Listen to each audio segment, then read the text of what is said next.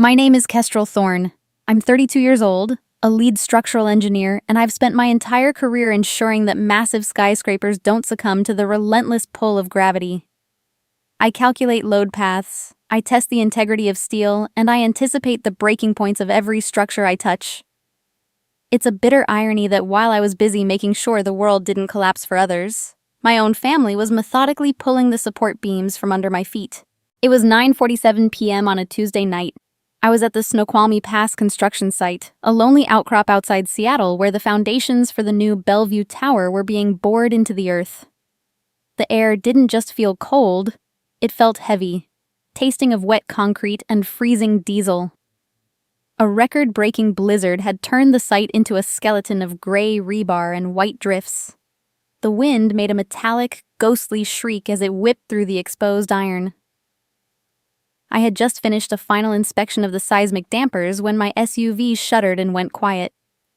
The engine didn't sputter, it simply ceased. In the absolute silence that followed, I realized the heater had died. Within minutes, my fingers began to turn a waxy, translucent blue inside my heavy work gloves.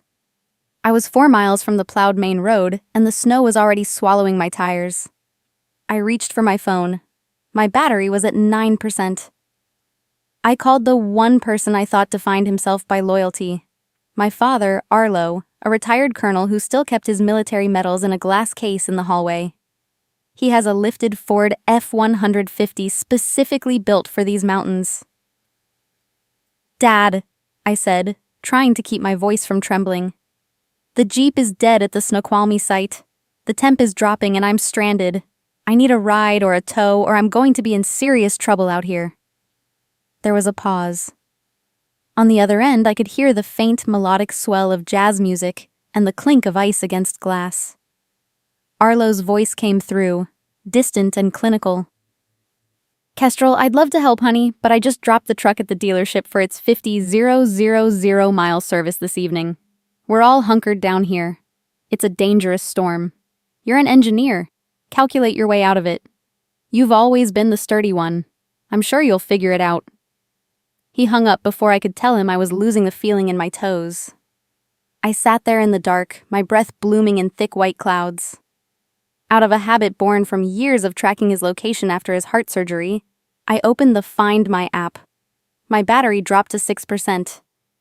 Arlo's icon wasn't at a dealership. It wasn't hunkered down at home. It was parked in front of Bell Pastry in downtown Bellevue. A moment later, a notification pinged. It was the family group chat. My sister, Milis, had posted a photo. It was a close-up of a white bakery box filled with pastel-colored macarons, resting on a silk tablecloth. In the background, I could see the distinct wood-grain dashboard of my father's Ford. "Dad is the absolute best," Milis had written. "He braved the blizzard just so I could have dessert for my art gallery livestream. #blessed #best dad." Arlo had replied with a heart emoji. "Anything for my golden girl." I stared at the screen until it went black. The realization didn't hit me like a wave. It settled over me like the snow, cold, quiet, and suffocating. My life was worth less to my father than a sugar-coated whim for the daughter who never asked for anything but applause. I didn't call him back. I didn't beg. An engineer knows that when a joint is rusted shut, you don't keep pulling. You change your strategy. I called a heavy-duty private recovery service I knew from work. "It's an emergency dispatch," I told the dispatcher. "I don't care about the rate. Get a flatbed to my GPS coordinates now." It cost me $850. The driver, a man named Miller with grease-stained knuckles and tired eyes, arrived 40 minutes later. He helped me into the cab of his truck without a word. He looked at my frozen face, then at the shattered screen of my phone where the macaron photo was still visible. He didn't ask questions. He just handed me a thermos of bitter, lukewarm coffee. The silence of that stranger was the first bit of warmth I'd felt in years. By the time I reached the Lake Washington villa 3 hours later, the motel coffee had worn off, replaced by a crystalline clarity. This was the house I had purchased for them. The house where I paid the $6,500 monthly mortgage, the taxes and the insurance, all while living in a 500-square-foot studio downtown so they could maintain their legacy. I walked through the front door, smelling of road salt and diesel. Arlo was by the fireplace, a glass of scotch in his hand. Miley's was on the velvet sofa, editing a photo on her phone.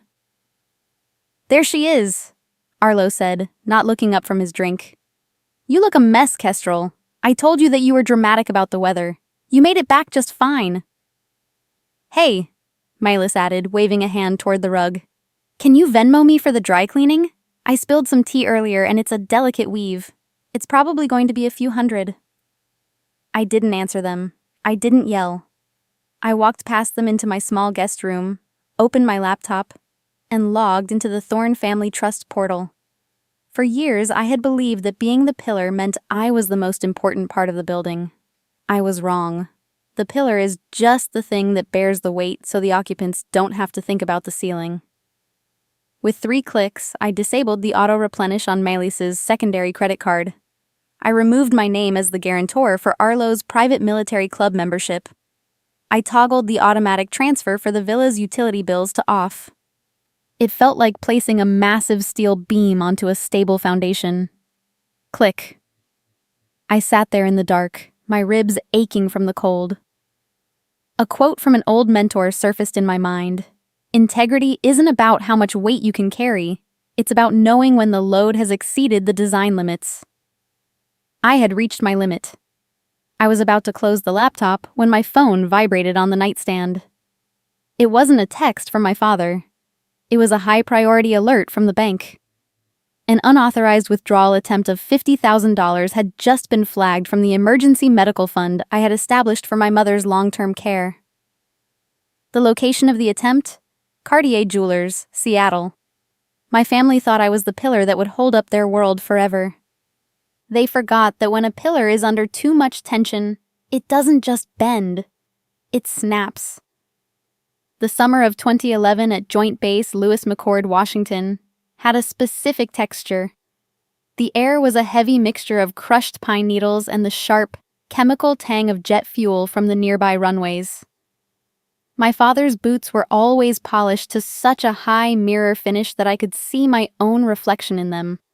A small, serious girl with dust on her knees and a notebook in her hand. In the Thorne household, love wasn't a feeling.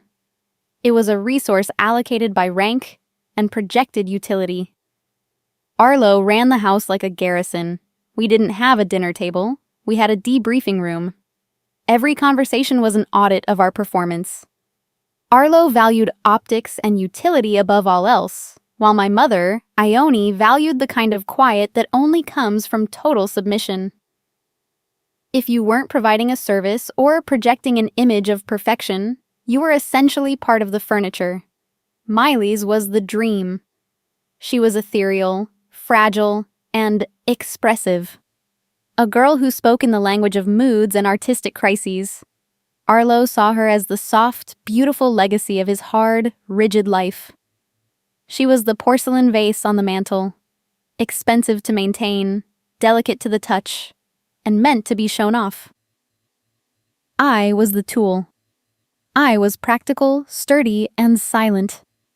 I was the foundation under the house, necessary to keep the walls from buckling, but meant to be buried in the dirt where no one had to look at it.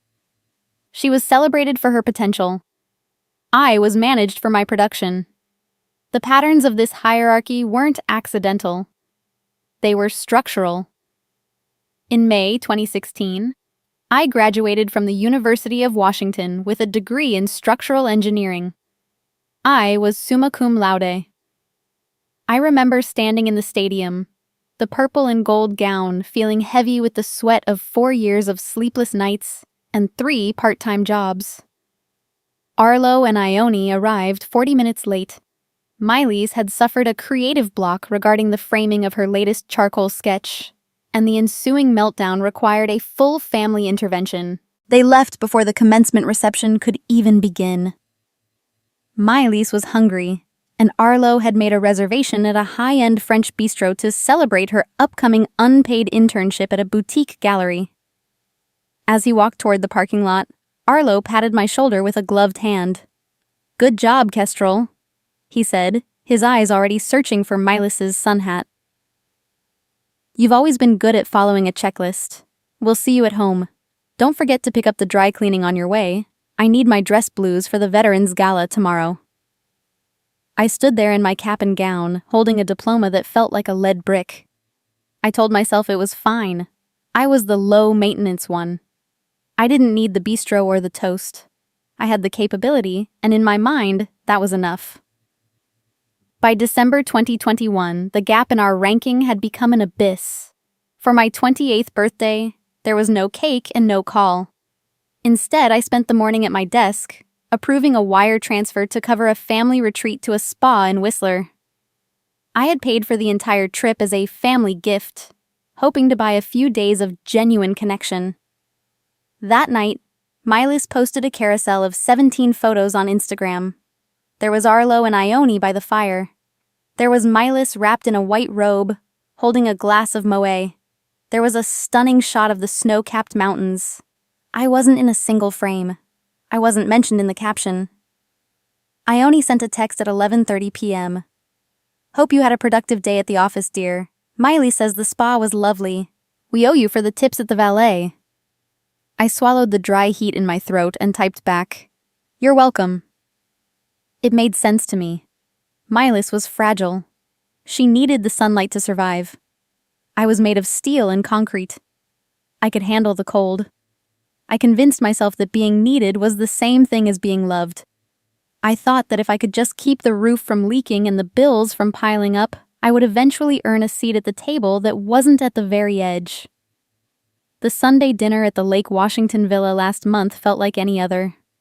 The room smelled of expensive roast beef and Milas's heavy, cloying perfume.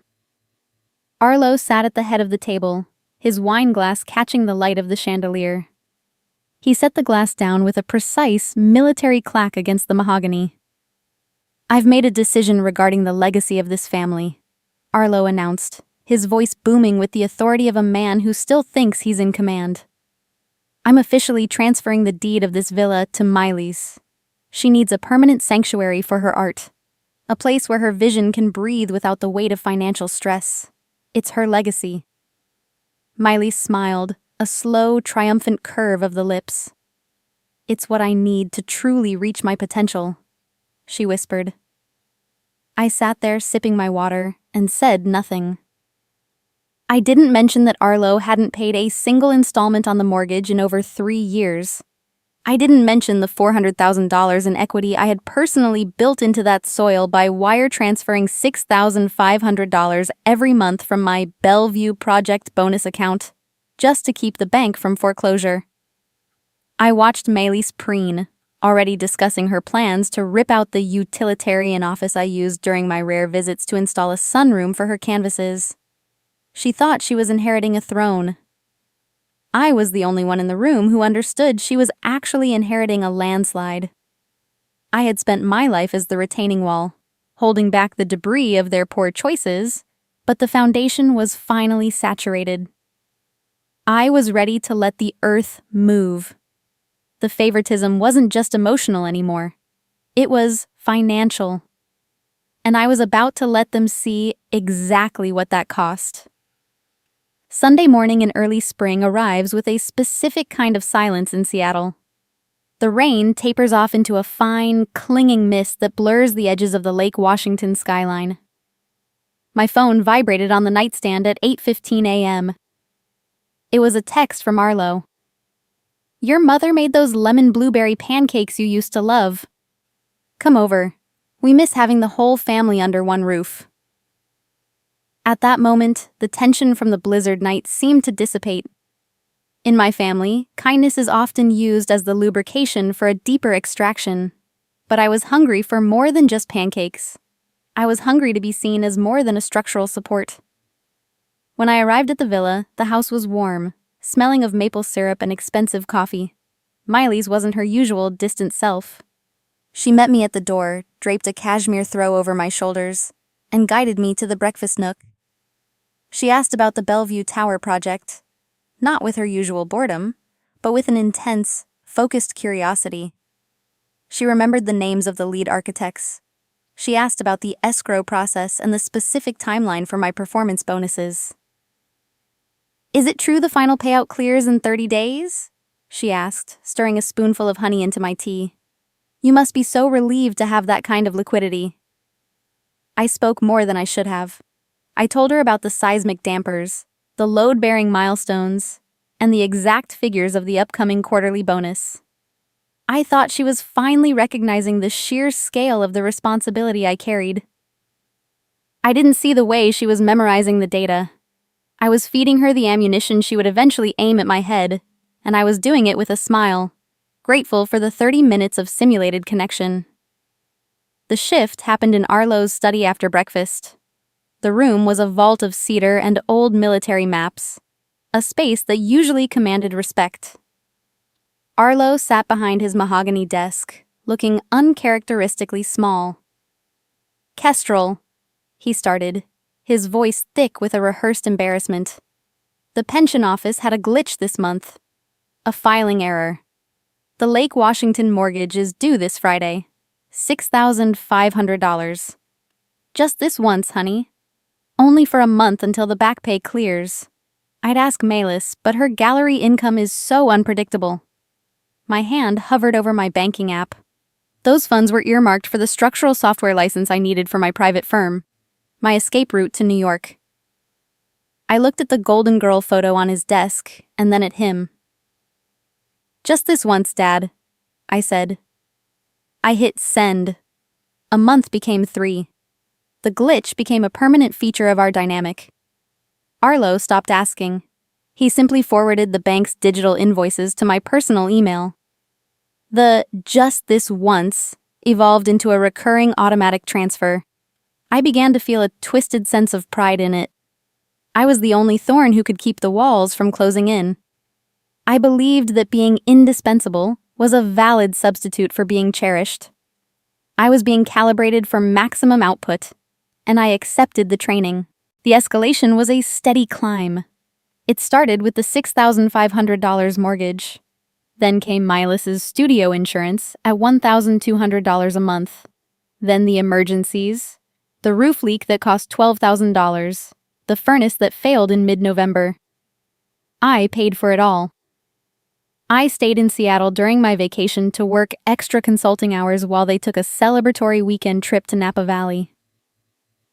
When I mentioned the fatigue, Arlo would offer a compliment that felt like a thorn.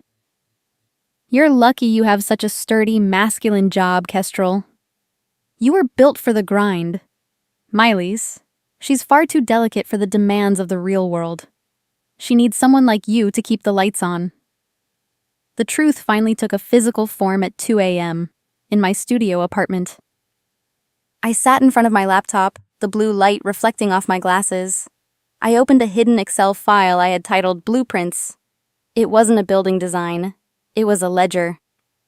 I tracked 60 consecutive months of transfers. Column A, date. Column B, amount. Column C, reason.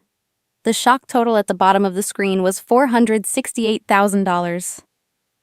Nearly $500,000 of my life's blood had been siphoned into a house that I didn't even live in. It was a staggering figure, but the real blow came an hour later during a private call with Sterling Vance. Arlo hasn't just been taking your monthly transfers, Kestrel, Sterling said, his voice grave over the encrypted line. He's been using the Lake Washington villa, the one you've been paying for, as collateral. He's taken out a series of disastrous private equity loans through shell companies to fund his legacy projects. There are currently $1.5 million in liens against the property. The floor beneath my desk felt like it was liquefying. Arlo wasn't just asking me to help. He was collateralizing my sacrifice to fuel his failures. He had turned my hard-earned equity into a debt trap. I wasn't paying for a home. I was paying to keep a sinking ship afloat for 5 minutes longer while the captain actively bored holes in the hull. I sat there staring at the screen until the sun began to bleed over the horizon. I hadn't just been helping them. I had been feeding the monster. Every bank confirmation, every just this once I had approved, was another brick in my own prison. I had handed them the keys, the ammunition, and the map to my own destruction. I didn't yell. I didn't send angry messages. I simply saved the spreadsheet to an encrypted hard drive and shut down my laptop. Punishment was no longer a possibility. It was a structural necessity. I had provided the fuel for my own destruction, but I was still a person who understood the physics of collapse, and I was prepared for the walls to crumble. October 14th, 2023. That was the Tuesday evening when the structural integrity of my life finally gave way.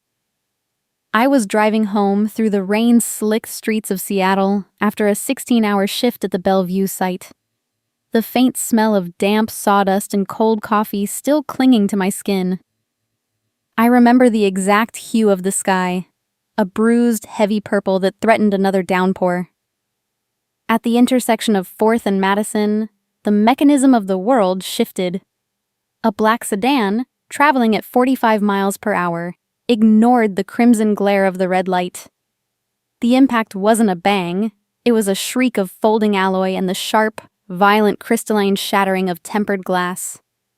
Within a fraction of a second, the cabin was filled with the acrid white dust of deployed airbags and the smell of ozone. Then, silence, save for the slow, rhythmic ticking of a broken turn signal.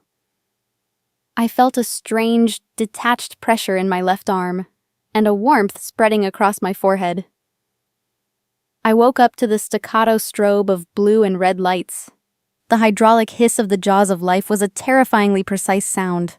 I watched, floating in a haze of shock, as the firefighters peeled back the roof of my car like it was a tin can. By the time I arrived at Harborview Medical Center, the haze was replaced by the clinical cold of the ER. The smell of antiseptic was sharp enough to burn. The rhythmic beep, beep, beep of the heart monitor was the only thing keeping me anchored to the floor. 10:45 p.m., the intake nurse muttered, marking my chart.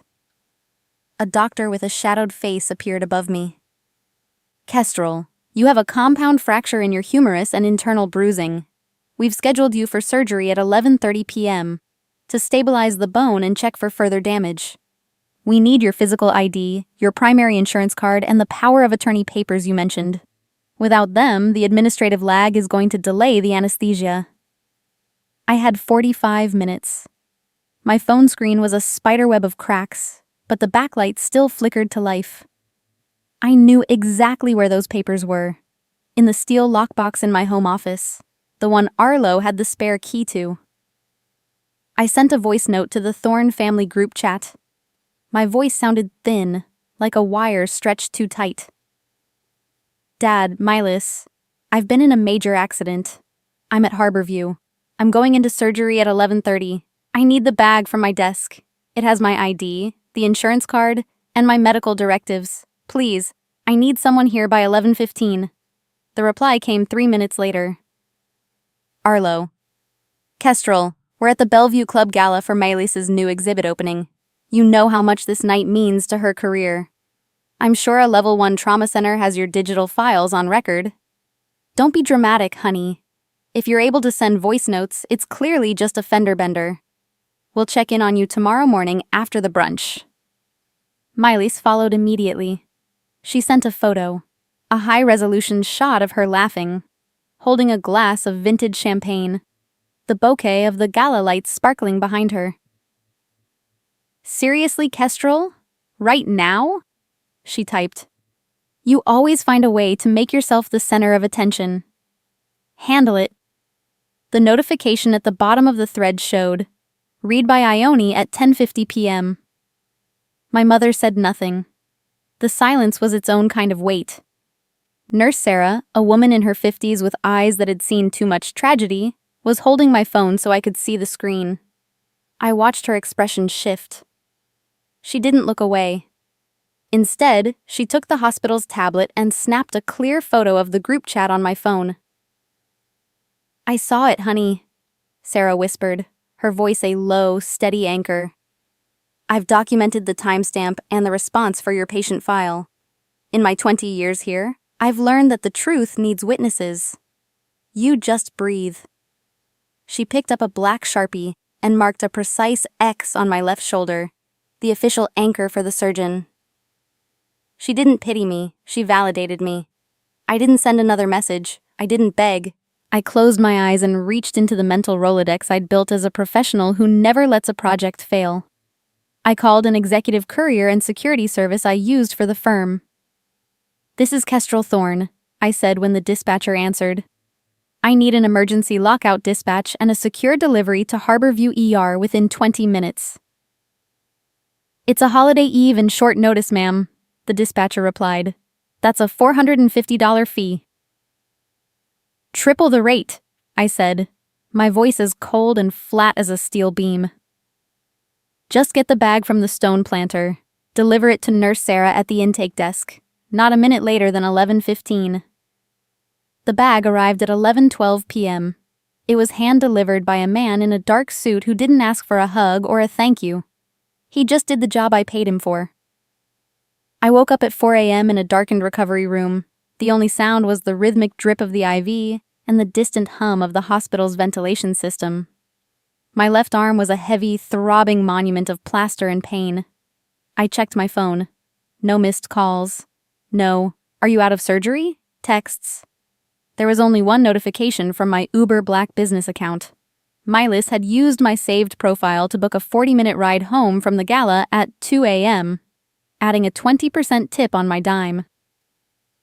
I stared at the ceiling, watching the shadow of the IV pole cast a long, straight line across the wall. I realized then that I wasn't a daughter, a sister, or even a human being to them. I was just the infrastructure, the roads they drove on, the water they drank, the electricity that kept their lives bright. I was the bridge they walked over every day without ever wondering what held the pilings in the mud. Strangers had showed up. The courier had shown up. Nurse Sarah had shown up. My family hadn't. That was the moment the old blueprints were finally condemned. I was done being the bridge. The gray Seattle drizzle was constant that morning, a fine mist that clung to the window pane of my minimalist apartment in Queen Anne like a second skin. I sat in the darkened living room, the only light coming from the pale, overcast sky. The air in the room was still, carrying the faint, sharp scent of medical adhesive and the cold dregs of an espresso I'd forgotten to drink an hour ago. I looked down at my left forearm. A deep, purple-yellow bloom of a bruise was spreading beneath the translucent surgical tape, a vivid map of the impact that had nearly ended me. Every time I breathed, I could feel the slight crinkle of the heavy bandages around my ribs. I wasn't crying. I was observing my body the way I would observe a building after a significant seismic event, checking for hairline fractures in my resolve, measuring the lateral load of my own grief. In structural engineering, when a foundation is compromised beyond repair, you don't keep patching the cracks. You don't try to shore up a structure that has lost its primary load-bearing capacity. You condemn the site. You clear the debris. And you start over on solid ground. The thought settled in my mind with the cold finality of a blueprint. I had two options. I could continue to crumble under the weight of their entitlement, or I could begin the climb. The choice was binary. Keep paying, or stop bleeding. I reached for my MacBook on the coffee table, the movement sending a sharp, electric hum of pain through my shoulder. I ignored it. I opened the Thorne Family Trust dashboard, the digital ledger that had functioned as a timeline of my own exploitation for the last 5 years. The recurring transfers list stared back at me in clinical black and white. Lake Washington mortgage, $6,500, due in 3 days. Miley's Thorne, creative arts stipend, $2,500. Arlo Thorne, military club, dues and insurance, $850. Those numbers weren't just currency to me. They were the hours of my life I had sold to people who wouldn't even drive 15 minutes in the snow to ensure I was breathing. I hadn't been forgotten by my family. I had been erased and replaced by a balance sheet. My fingers moved across the trackpad with the precision of a scalpel. There was no shouting match, no dramatic confrontation, and no tears. There was only the soft, mechanical click of a mouse. I canceled the recurring mortgage payment for the Lake Washington villa. Verification code. Confirmed. I revoked Milas's status as an authorized user on my secondary Visa account. I terminated the auto-replenish for the utility and security accounts at the villa. I toggled mute notifications for the family group chat. I saved each confirmation PDF into an encrypted folder I titled The Demolition. It felt like finally setting down a weight I had been told my whole life was my own skeleton. It wasn't my skeleton. It was just lead I had been choosing to carry. The silence that followed didn't hurt. It healed. A soft knock at my door broke the stillness. It wasn't Arlo or Malis. They didn't have my new key, and more importantly, they didn't know how to find me without an invoice attached. It was Sterling Vance. He entered carrying a high-end thermos of oolong tea and a heavy manila folder. He didn't offer me pity. He offered me a chair. "How are you, really?" Sterling asked, setting the tea on the table. "Better," I replied, my voice sounding steady for the first time in weeks. "I've finally stopped negotiating with people who think my heartbeat is their property. I'm done being the bridge, Sterling." He gave a small, approving nod and opened the folder. "Good, because the cracks in Arlo's private finances are widening. They won't notice you're gone until the checks start bouncing next week. We need to be ready for the fallout." He slid a FedEx envelope across the table. Inside was the signed contract for the New York Highline expansion project. My name was printed in the lead structural engineer block. It was my escape route, paved in steel and professional respect. "They filed the lawsuit this morning," Sterling said quietly. "Milas and Arlo. They're claiming equitable interest in the Lake Washington property and accusing you of financial mismanagement of the family funds." I looked at the draft of the surrender agreement Sterling had prepared. I didn't need to fight them to keep that house. That house was a vessel for Arlo's debts and Milas's delusions. I picked up my pen, but then I paused. "Not yet, Sterling," I said, watching the rain streak down the glass. "Let them get hungry first. Let the silence settle into their bones the way the cold settled into mine on that access road. We'll wait for the mediation." I knew the fallout was coming. I knew that they would notice the lack of oxygen in their bank accounts long before they realized their daughter had stopped breathing for them. I wasn't being impulsive or cruel. I was being structural. I was removing the temporary scaffolding so the building could fall under its own weight.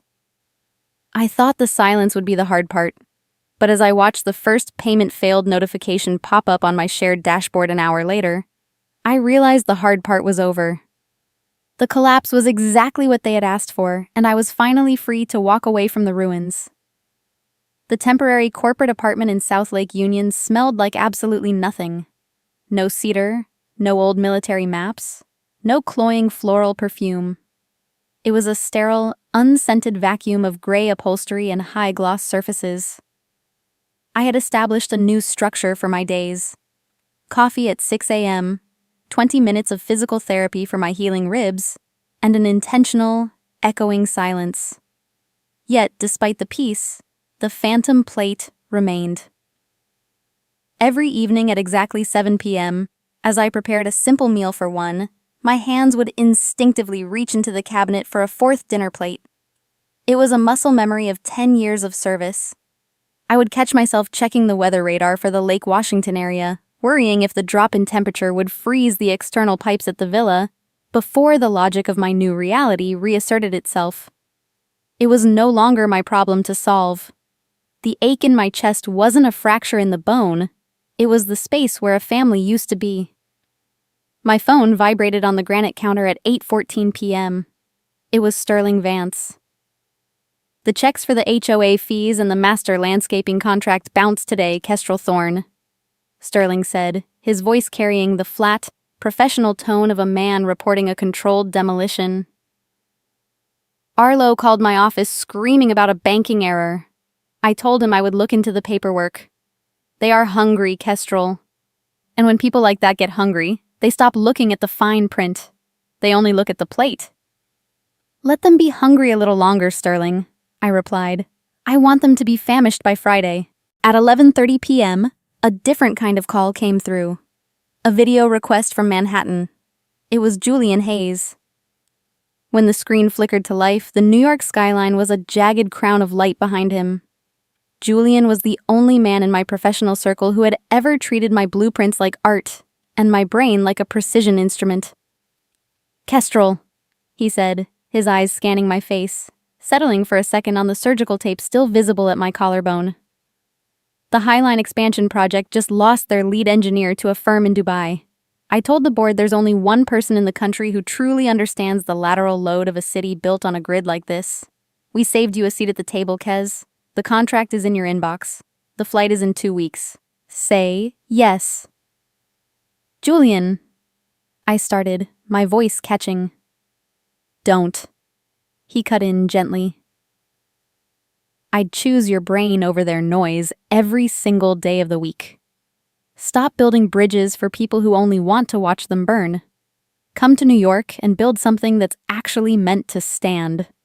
His kind words were a solid source of encouragement. They were the antidote to macaron night.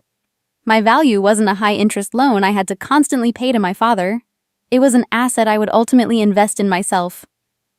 Friday morning arrived with a sharp, biting wind. At 9:02 a.m., I pulled my rental car into the underground garage of Sterling's office building. I timed the rhythm of the encounter. 12 minutes of driving, 4 minutes in the elevator, 2 minutes to steel my nerves in the hallway. When I entered the conference room, Arlo and Miley's were already there. They looked haggard. Arlo's shirt wasn't pressed, and Miley's eyes were frantic, likely because the water at the villa had been shut off 48 hours prior.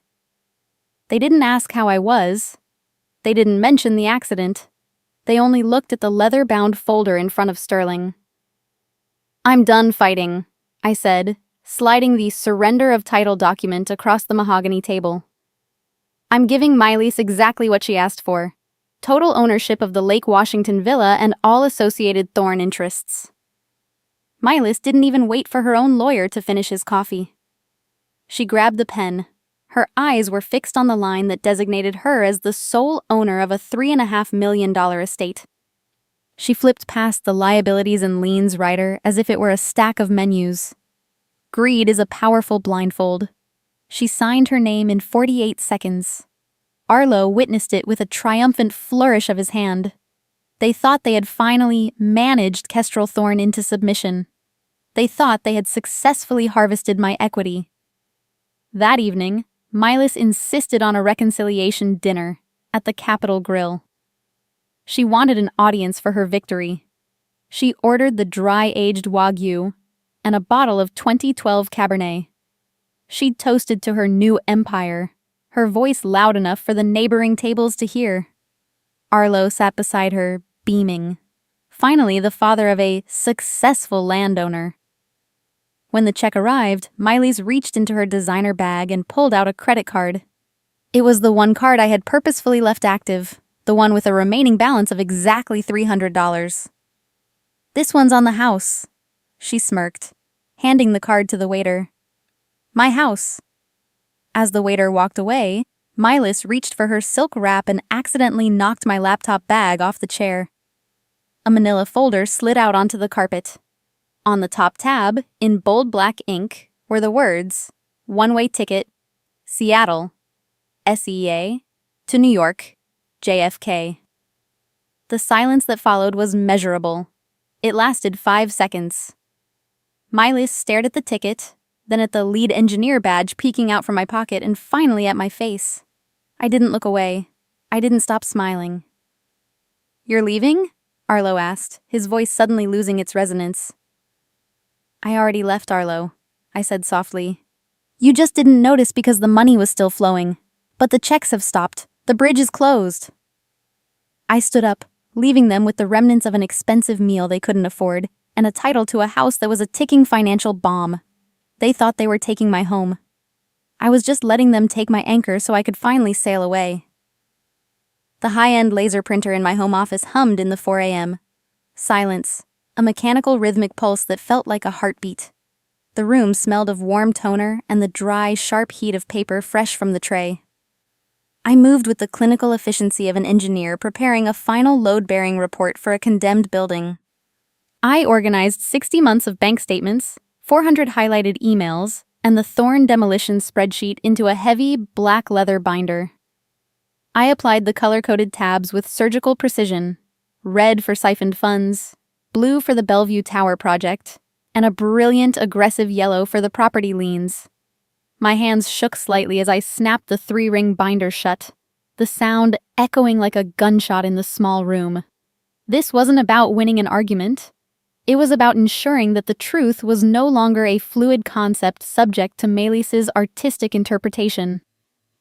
In my world, steel doesn't lie, and neither do ledgers. Sterling Vance stood by the window of his downtown office 2 hours later, watching the morning fog roll over Elliott Bay. He flipped through the final tab of my binder, his thumb pausing on the summary page. $468,000 of your salary siphoned into a house your father mortgaged behind your back, Sterling said, his voice flat and heavy. And throughout the entire process, they had the audacity to call you the cold one. The irony is structurally unsound, Kestrel Thorn. He handed me a manila folder containing the originals. You have the facts. Don't speak more than 10 words today unless you have to. Let the paper do the heavy lifting. I nodded.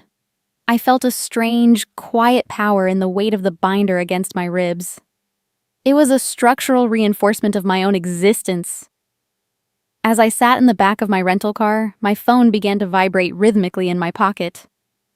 Pings from cousins in Spokane and an old family friend I hadn't seen in 3 years. Miley's had been busy. Kestrel, I heard about the breakdown, one text read. Milas says you've been acting erratic since the accident. Is it the medication? We're all praying for your mental health. I stared at the glowing screen. Milas was discrediting the witness before the testimony even began. It was a classic move, painting me as confused and dramatic, to ensure that any truth I spoke would be dismissed as a symptom of a mental episode. I haven't been forgotten by this family. I've been erased. I archived the messages without replying. I needed them for the aftermath. The boardroom arena was located on the top floor of a white shoe law firm in central Seattle. It was a space of mahogany walls, heavy crystal chandeliers, and the pervasive smell of expensive leather and stale espresso. It was designed to intimidate, to make individuals feel small against the machinery of the law. Arlo and Melis were already seated in the family section of the long table. They were dressed in coordinated shades of charcoal gray and black, looking like they were attending a funeral for my sanity. Arlo sat with his shoulders squared, his military posture a facade of a man who still believed he held the rank. Miley stood as I entered, her eyes brimming with the kind of performative concern that only exists for an audience. Kestrel Thorn, honey, she whispered, stepping toward me. Are you feeling better? We were so worried about your episode after the surgery. I stopped 3 feet away, the binder held firmly in the crook of my arm. I didn't hug her. I didn't acknowledge her concern. Good morning, Melis. Colonel Thorn, I said, my voice level and professional. The use of his rank instead of dad was a visible blade. I watched Arlo's jaw tighten. The formal title stripped the family narrative away, leaving only the reality of a legal transaction. I wasn't his daughter today. I was the opposing party, the court-appointed mediator. An older man with sharp, observant eyes gestured for us to begin. Miley's didn't wait. She leaned forward, speaking to the mediator as if I weren't in the room. My sister has always struggled with the weight of the Thorn legacy, Melis said, her voice dripping with synthetic sympathy. Since the accident, well, she's been confused, erratic. She's lost touch with what it means to protect the family name. We just want to take this burden off her shoulders so she can focus on her recovery. The room moved into a heavy silence. The lawyers watched me. The mediator looked at the binder in my lap. I saw him catch the engineering tabs. The yellow liens section caught the light. He gave an almost imperceptible nod. He recognized the calculated calm of a professional who has been pushed too far.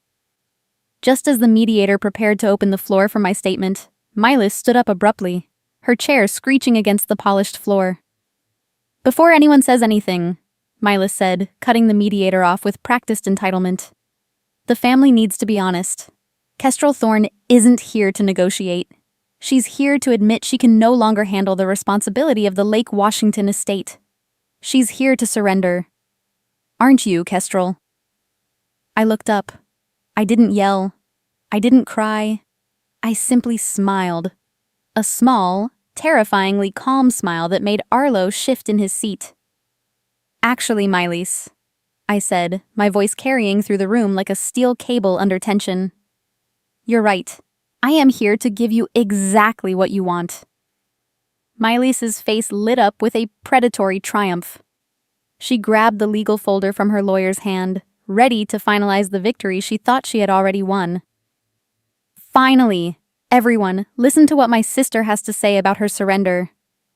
I remained silent as she opened the folder, watching her eyes scan the first page, completely unaware that she was about to pull the pin on a grenade I had spent 10 years unknowingly building for her. The conference room on the 42nd floor smelled of mahogany oil and Milis's floral perfume. Afternoon sunshine filtered through the high-rise windows, catching the crystal water carafes and turning the condensation into tiny, refracted prisms.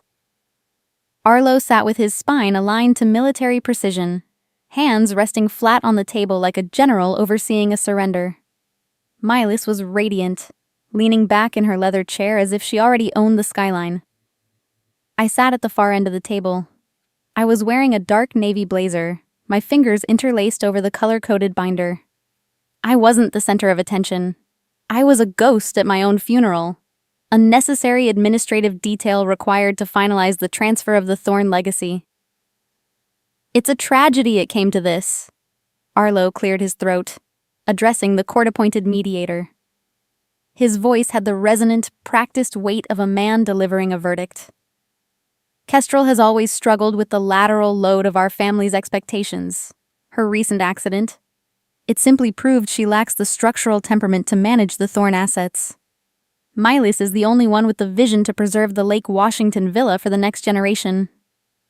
Milis adjusted her silk wrap, looking across the table with a gaze of practiced pity.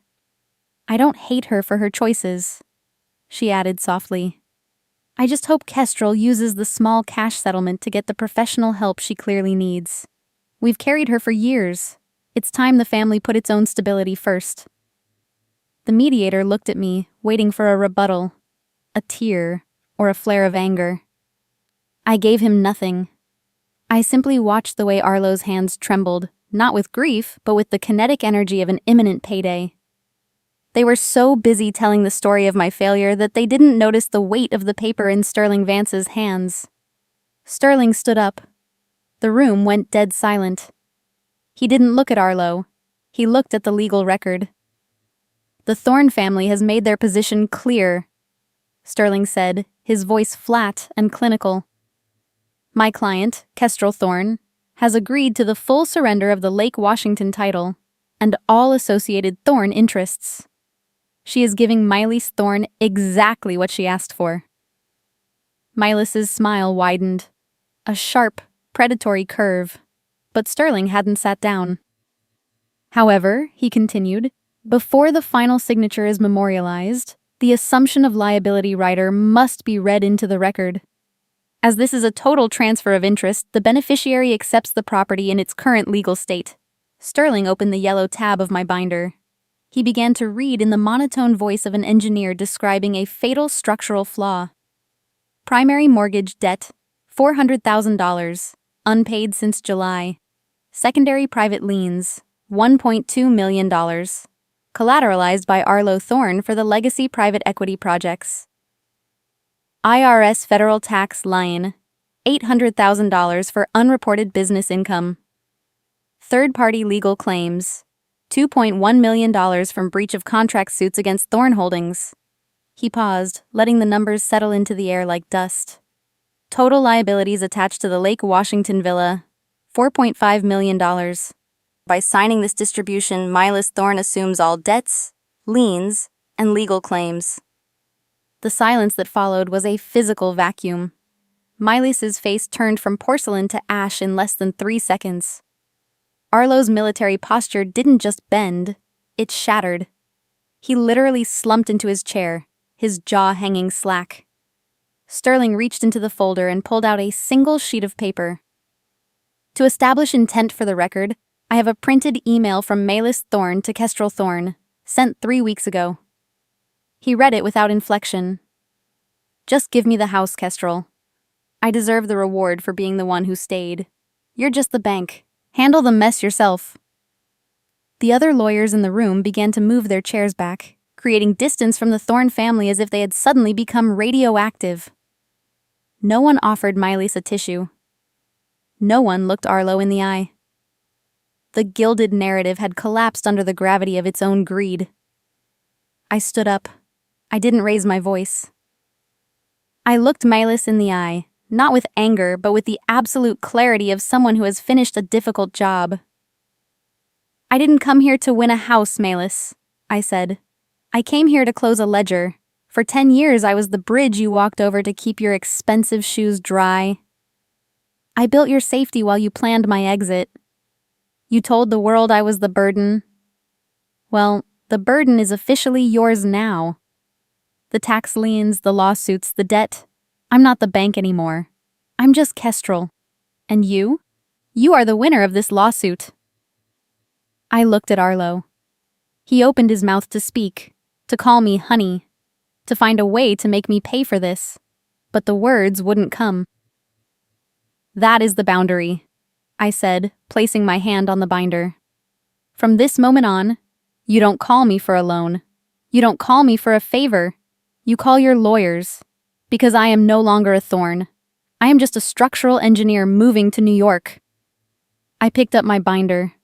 I picked up my water glass and placed it on the mahogany table with a soft, final clink. Milas was staring at the $4.5 million disclosure as if it were a death warrant.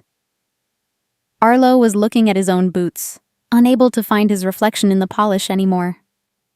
The heavy mahogany door clicked shut behind me, a soft, mechanical sound that seemed to pull the remaining oxygen out of the boardroom.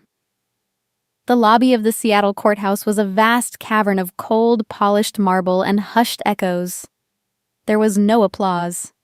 There was no dramatic music, just the rhythmic, even sound of my own heels on the floor. Measured, certain, and final. Back inside that room, I knew the air had turned hollow. I could sense the way the other lawyers and the mediator were shifting their chairs, physically creating distance from Milas and Arlo as if they had suddenly become structurally unsound. No one offered Milas a tissue for the tears that had finally started to fall. Tears of panic, not of grief. The mediator packed his leather bag in absolute silence, never once looking at the two people who had just won a $4.5 million debt. The old Thorne legacy had been officially replaced by a detailed ledger of failure. I reached the heavy glass doors leading to the street. Behind me, I heard a voice. It wasn't the sharp bark of a colonel. It was a thin, reedy sound that barely carried through the lobby. Kestrel Thorne, wait. We need to discuss the mortgage. We need to figure out the tax situation. I didn't turn around. I didn't speed up. I simply continued walking toward the rain. Through the reflection in the glass, I saw Arlo stop at the threshold.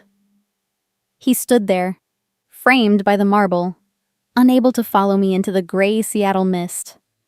The power of his command had vanished the moment the check stopped clearing. As I sat in my car, my phone began to vibrate rhythmically in my pocket. I didn't answer. I didn't need to. Milas sent a text at 3:14 p.m. How could you do this to us? You've shamed Dad's entire career. You knew about the liens and you let me sign those papers anyway. You are heartless, Kestrel. Completely heartless. Arlo left a voicemail 10 minutes later. Kestrel, call me. We're family. This is just a misunderstanding. We can fix the liquidity issues together. Call me back immediately. There was no apology for the macarons. There was no mention of the hospital night or the frozen access road. There was only the frantic scrambling of people who had lost their bank and were desperate to find a way to reopen the vault. I didn't delete the messages. I simply archived them in a folder labeled Fallout. I didn't defend myself. I didn't explain. I let the silence be my final engineering report. The truth didn't explode. It leaked out slowly, like water through a hairline crack. A message came through that evening from a cousin in Spokane I hadn't spoken to in years.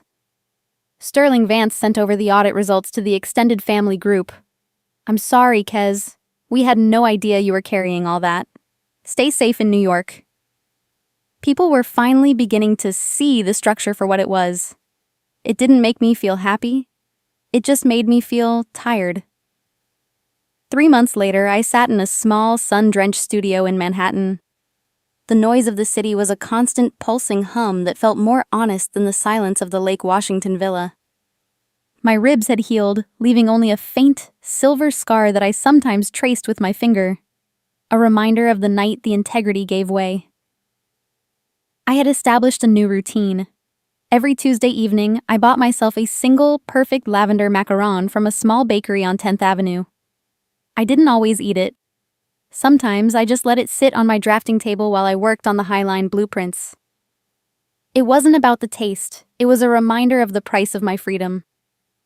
There was still a lingering sadness when I watched families walking through Central Park, a grief for the family I should have had. But it was no longer the crushing weight of the family I actually had. I had learned the difference between a load-bearing wall and a parasite. I opened my laptop for one final administrative task. I logged into the Thorn infrastructure account, the very last connection I had kept active. The balance was negligible. I initiated a final transfer of exactly 1 cent to my own savings account. It was the final cent of the trust. I clicked Close Account. Confirmed. I finally understood that the structure was never mine to hold up. I didn't need Arlo's permission or Milas's approval to be whole. I was the architect of my own life all along. I just had to stop building for people who only valued my utility. If you're listening to this and you're the one holding up a house that's actively trying to bury you, if you're the bridge that everyone walks over but no one maintains, put the binder down. You don't owe your life to a legacy built on your own erasure. I rolled out a fresh set of blueprints for the New York expansion. Outside my window, the sun was setting over the Hudson River, casting long golden lines over the steel and glass of the city. The world didn't collapse when I stopped carrying it. It just finally started moving in the right direction.